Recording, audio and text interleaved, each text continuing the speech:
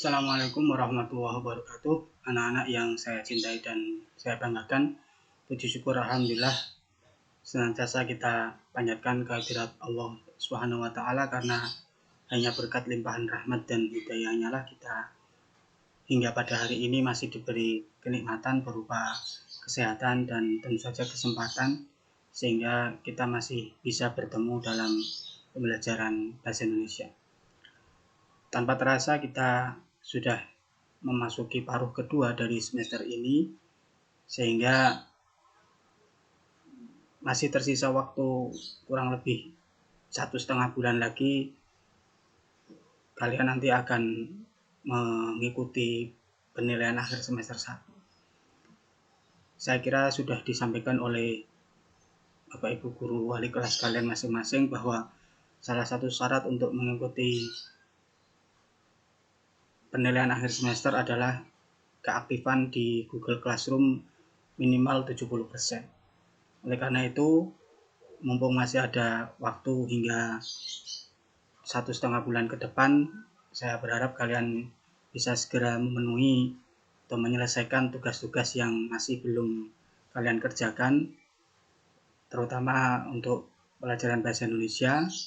Silakan kalian bisa mengikuti atau menyelesaikan materi atau tugas-tugas yang belum kalian kerjakan. Pada akhir semester ini atau di paruh terakhir dari semester ini masih ada satu materi lagi yang akan kita pelajari setelah sebelumnya kita mempelajari 2 materi, yaitu yang pertama adalah materi tentang surat lamaran pekerjaan dan teks editorial. Materi yang ketiga adalah materi tentang teks cerita dan novel sejarah.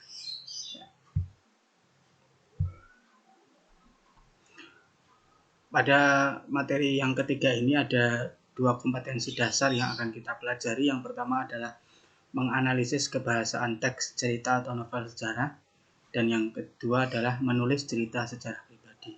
Jadi ini 2 kompetensi yang akan kita pelajari pada materi yang ketiga ini. Nah, kita akan langsung saja. Yang pertama berkaitan dengan pengertian. Yang dimaksud dengan novel sejarah adalah novel yang di dalamnya menjelaskan dan menceritakan tentang fakta kejadian masa lalu yang menjadi asal muasal atau latar belakang terjadinya sesuatu yang memiliki nilai kesejarahan. Bisa bersifat naratif atau deskriptif, dan disajikan dengan daya khayal pengetahuan yang luas dari pengarang. Jadi novel sejarah adalah novel. Novel itu karya fiksi atau imajinasi. Tetapi di dalam cerita atau di dalam novel itu ada fakta kejadian masa lalu, ada fakta sejarah. Sehingga ketika kita membaca novel sejarah, selain kita mendapatkan berupa hiburan, kita juga mendapatkan pengetahuan tentang fakta atau peristiwa yang terjadi di masa lalu. Nah, meskipun demikian tetap harus dipahami kerangkanya bahwa novel sejarah itu adalah novel. Novel itu ya fiksi atau fiktif. Oleh karena itu meskipun di dalamnya ada bagian-bagian cerita yang mungkin kita ketahui itu merupakan fakta dari sejarah, tetapi kita tetap harus melihat secara utuh bahwa itu tetap merupakan novel sejarah. Nah, kita lihat sekarang, kalian saya minta untuk membaca terlebih dahulu contoh dari teks yang pertama ini. Silakan kalian baca.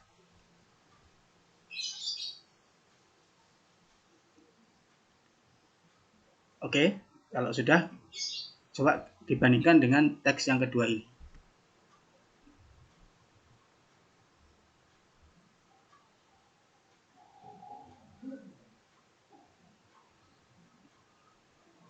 Oke ya. Nah, sekarang setelah kalian membaca 2 contoh teks tadi, nah coba ini ada beberapa pertanyaan, kalian coba jawab terlebih dahulu. Cukup dijawab dalam hati saja, nanti kita bahas bersama. Nah, yang pertama, apakah kedua teks tersebut membahas permasalahan yang sama? Kemudian yang kedua, disebut apakah kedua jenis teks tersebut? Dan yang ketiga, apakah kalian dapat menemukan perbedaan antara kedua teks tersebut? Apa sajakah perbedaannya? Oke, gimana? Sudah ketemu jawabannya? Oke, kita lihat ya sekarang, kita coba bahas bersama. Ya, jadi kedua jenis teks atau kedua contoh teks tadi membahas satu permasalahan yang sama, yaitu tentang sejarah. Ya. Kalau kalian tadi lihat di teks yang pertama, kalian di situ melihat atau membaca ada tokoh cerita yang bernama Gajah Mada. Nah, saya yakin kalian tahu siapa Gajah Mada. Ya, betul. Gajah Mada adalah Mahapatih dari sebuah kerajaan yang pernah ada di Nusantara ini, yaitu kerajaan Majapahit.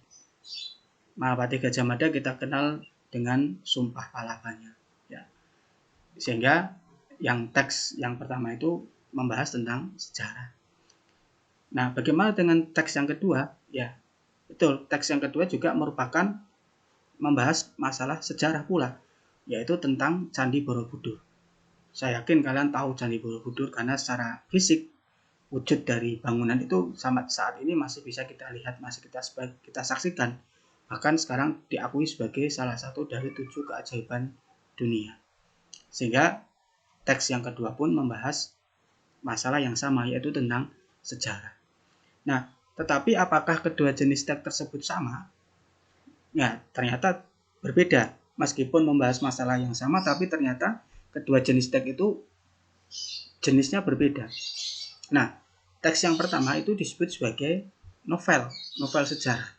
Ya, kalian tadi bisa lihat di teks yang pertama itu kan ada dialog, ada ceritanya. Sedangkan teks yang kedua itu adalah teks sejarah, karena di situ menceritakan tentang asal usul dari Candi Borobudur. Ya, meskipun membahas permasalahan yang sama, tetapi kedua jenis teks itu berbeda jenisnya. Ya, jadi yang pertama itu adalah novel sejarah dan yang kedua adalah teks sejarah. Nah, lalu apa perbedaannya? Nah, apa perbedaan dari kedua jenis teks itu? Nah, kita lihat sekarang di tabel berikut ini. Nah, kalian bisa lihat di sini ya, perbedaan cerita dan novel sejarah. Selain novel sejarah, terdapat pula teks atau cerita sejarah yang biasa kita temukan pada buku-buku sejarah. Nah, kalian bisa lihat tabel di sini. Yang pertama, yang teks sejarah dituntut menunjuk kepada hal-hal yang memang pernah ada atau terjadi. Ya, kalian bisa lihat tadi Candi Borobudur jelas adalah wujud yang benar-benar terjadi dan ada wujud fisiknya bahkan. Sedangkan novel sejarah dapat saja menggambarkan sesuatu yang tidak pernah ada atau terjadi. Kesemuanya bersumber pada rekaan atau pada imajinasi. Terus yang kedua, sejarawan terikat pada suatu keharusan, yaitu bagaimana sesuatu sebenarnya terjadi pada masa lalu. Artinya tidak dapat ditambah-tambah atau direka-reka. Jadi seorang sejarawan ketika menulis tentang suatu sejarah, tadi misalnya Candi Borobudur, ya berarti dia terikat pada satu keharusan, yaitu bagaimana sesuatu itu benar-benar terjadi pada masa lalu, tidak boleh ditambah ataupun direka-reka. Nah, ini tentu saja berbeda dengan novel.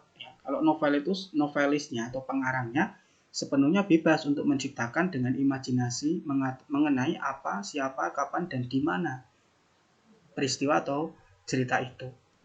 Ini perbedaan yang kedua. Terus yang ketiga, hubungan antara fakta satu dengan fakta yang lainnya perlu direkonstruksi. Paling sedikit hubungan topografis atau kronologisnya. Sejarawan perlu menunjukkan bahwa yang ada sekarang dan di sini dapat dilacak eksistensinya di masa lalu. Hal itu berguna sebagai saksi atau bukti dari apa yang direkonstruksi mengenai kejadian di masa lampau. Ya, contohnya ya tadi soal Candi Borobudur. Ketika seorang sejarawan menuliskan tentang Candi Borobudur, maka dia harus bisa menunjukkan hubungan antara fakta yang dia temukan pada candi itu dengan fakta-fakta yang lain yang menunjukkan bahwa memang betul candi itu merupakan peninggalan dari masa kerajaan yang lalu. Ya. Sehingga candi itu menjadi saksi atau menjadi bukti tentang adanya suatu peradaban tinggi yang ada di bumi Nusantara. Ya. Nah, sedangkan pada novel sejarah, faktor perekayasaan pengaranglah yang mewujudkan cerita sebagai suatu kebulatan atau koherensi, dan sekali-kali ada relevansinya dengan situasi sejarah. Jadi kalau pada novel sejarah itu ya, kalaupun katakanlah ada kaitannya dengan fakta, dengan sejarah yang ada, tetapi sekali lagi itu adalah rekayasa. Itu rekayasa dari pengarang. Bahwa kejadiannya memang betul seperti itu yang ada dalam novel itu atau tidak, ya tidak bisa dibuktikan, karena itu novel, ya beda dengan teks sejarah. Kalau teks sejarah harus bisa dibuktikan ada hubungannya, tapi kalau pada novel sejarah ya tidak harus bisa dibuktikan, itu adalah rekayasa atau imajinasi. Terus yang keempat, sejarah sangat terikat pada fakta mengenai apa, siapa, kapan, dan di mana. Ini jelas ya, harus berdasarkan pada fakta. Sedangkan pada novel sejarah, pengarang tidak terikat pada fakta sejarah mengenai apa, siapa, kapan, dan di mana. Kesemuanya dapat berupa fiksi tanpa ada kaitannya dengan fakta sejarah tertentu. Ya, jadi mau dibuat seperti apa cerita itu terserah, tidak harus sesuai dengan apa yang ada di sejarahnya, karena ini novel. Ya, karena ini novel. Terus yang kelima, pelaku-pelaku hubungan antara mereka, kondisi dan situasi hidup dan masyarakat, kesemuanya adalah harus sesuai dengan kenyataan yang terjadi. Ini kalau teks sejarah. Sedangkan pada novel sejarah, pelaku hubungan antara mereka, kondisi dan situasi hidup dan masyarakat, kesemuanya adalah hasil imajinasi. Ya, ini perbedaan antara teks sejarah dan novel sejarah. Ya, jadi jelas sekali perbedaannya, bahwa teks sejarah adalah sesuatu yang berdasarkan fakta. Ya, jadi seorang sejarawan ketika menulis tentang sesuatu peristiwa yang faktual, maka itu disebut sebagai teks sejarah. Sedangkan kalau seorang novelis ketika akan membuat sebuah novel sejarah, maka dia bisa saja mengambil bagian dari sejarah tertentu dan kemudian dia imajinasikan, dia rekayasa sedemikian rupa agar ceritanya menjadi lebih menarik. Itulah yang kemudian menjadi novel sejarah. Ya. Jadi kalau teks sejarah itu hubungannya itu harus pasti, bahwa fakta ini ada hubungannya dengan yang terjadi saat itu pada masa lalu. Sedangkan kalau novel sejarah tidak harus. Dia bisa saja mengambil satu bagian dari cerita sejarah, tapi kemudian dia kembangkan sendiri, dia rekayasa sendiri dengan imajinasinya. Itu kalau novel. Oke ya, jadi saya kira itu perbedaannya harus kalian benar-benar pahami, sehingga nanti kalian bisa membedakan mana yang berkategori sebagai teks sejarah dan mana yang berkategori sebagai novel sejarah. Oke ya, oke, kita lanjutkan. Nah, sekarang kita masuk ke struktur teksnya. Nah, untuk struktur teks dari novel sejarah, kalian bisa lihat di sini ada 6 nanti ya, ada 6 ya. Ini ya, ada 6. Nah, kita lihat yang pertama adalah pengenalan situasi cerita, atau sering disebut sebagai exposition atau orientasi. Dalam bagian ini, pengarang memperkenalkan setting cerita, baik waktu, tempat, maupun peristiwa. Selain itu, orientasi juga dapat disajikan dengan mengenalkan para tokoh, menata adegan, dan hubungan antar tokoh. Ini adalah bagian pertama atau bagian awal dari teks sejarah, novel sejarah. Terus yang kedua, pengungkapan peristiwa. Dalam bagian ini disajikan peristiwa awal yang menimbulkan berbagai masalah, pertentangan, atau kesukaran-kesukaran bagi para tokohnya. Jadi mulai dimunculkan konflik ya di sini. Terus yang ketiga adalah menuju konflik atau rising action. Nah, pada bagian ini terjadi peningkatan perhatian, kegembiraan, kehebohan, ataupun keterlibatan berbagai situasi yang menyebabkan bertambahnya kesukaran tokoh. Nah, jadi tadi sudah muncul konflik. Nah, bagian yang ketiga ini adalah konfliknya itu semakin runyam, semakin rumit, sehingga kemudian tokoh itu mengalami berbagai peristiwa yang membuat dia ya bisa saja sedih, bisa heboh, bisa yang galau dan sebagainya. Ya, itu yang ketiga. Sedangkan yang keempat adalah puncak konflik atau turning point atau komplikasi. Bagian ini disebut sebagai klimaks. Ya. Inilah bagian cerita yang paling besar dan mendebarkan. Pada bagian ini pula ditentukan perubahan nasib beberapa tokohnya. Misalnya apakah kemudian dia berhasil menyelesaikan masalah atau gagal. Ya, jadi kalau puncak konflik atau klimaks di situ, kalau pada suatu cerita ini bisa terwujud dalam kalau konfliknya mungkin konflik fisik ya bisa, kalau novel sejarah misalnya perang misalnya, antara tokoh baik dengan tokoh buruk perang atau berkelahi misalnya seperti itu. Ya, itu klimaks ya atau puncak konfliknya. Nah, di bagian klimaks ini biasanya akan terjadi perubahan nasib dari terutama tokoh utamanya. Mungkin dia berhasil menang, mungkin dia gagal, ya, seperti itu. Ya, ini adalah bagian puncak konflik. Kemudian yang kelima adalah penyelesaian atau resolusi atau evaluasi. Sebagai akhir cerita, pada bagian ini berisi penjelasan ataupun penilaian tentang sikap ataupun nasib-nasib yang dialami tokohnya setelah mengalami peristiwa puncak itu.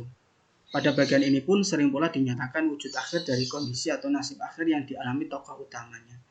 Jadi resolusi ini adalah bagian penjelasan atau penilaian terhadap sikap atau nasib yang dialami tokoh. Ya, ini resolusi. Ya. Sedangkan yang struktur yang keenam adalah koda. Koda ini berupa bagian komentar terhadap keseluruhan isi cerita yang fungsinya sebagai penutup. Komentar yang dimaksud bisa disampaikan langsung oleh pengarang atau dengan mewakilkannya pada seseorang. Hanya saja tidak setiap novel memiliki koda. Bahkan novel-novel modern lebih banyak menyerahkan simpulan akhir ceritanya itu kepada para pembacanya. Mereka dibiarkan menebak-nebak sendiri penyelesaian ceritanya. Jadi bagian keenam atau koda ini bisa dikatakan bagian yang tidak selalu ada atau tidak wajib gitu ya, tidak wajib dalam suatu novel. Ada novel yang biasanya kalau koda itu wujudnya misalnya akhirnya kedua tokoh tersebut hidup berdampingan sampai tua misalnya kayak gitu. Ini koda biasanya. Nah, tetapi ada juga atau kadang novel itu tidak ada kodanya. Jadi seolah-olah cerita itu jadi kayak ngambang. Ya, jadi novel itu kemudian seolah-olah akhirnya itu diserahkan kepada pembaca untuk menafsirkan sendiri. Nah, sehingga untuk bagian yang keenam ini bisa dikatakan sifatnya tidak wajib ada dalam suatu novel. Ya, tuh. Oke, jadi ini tadi adalah struktur dari novel sejarah. Ya, ada 6. Pengenalan situasi, terus kemudian pengungkapan peristiwa, menuju konflik, puncak konflik, penyelesaian, dan yang keenam yang sifatnya ini tidak wajib adalah koda. Oke, demikian untuk materi yang pertama terkait dengan novel sejarah. Sampai di sini silakan jika kalian ada pertanyaan, ada kebingungan dan sebagainya, kalian bisa tuliskan pertanyaan kalian di kolom komentar di tugas ini atau di materi ini, atau kalian juga boleh WA saya secara langsung untuk memperoleh penjelasan yang kalian mungkin masih belum paham. Baik, untuk materi kita pada hari ini saya cukupkan sekian. Seperti biasa, selain materi ini nanti ada tugas yang harus kalian kerjakan. Silakan nanti dikerjakan dengan baik dan sungguh-sungguh sehingga kalian memperoleh hasil yang maksimal. Sampai di sini yang materi kita pada hari ini. Tetap jaga kesehatan, selalu pakai masker, rajin cuci tangan, dan hindari kerumunan. Dan jangan lupa selalu berdoa agar pandemi COVID-19 ini bisa segera berakhir sehingga kita bisa kembali bertemu di sekolah kita tercinta.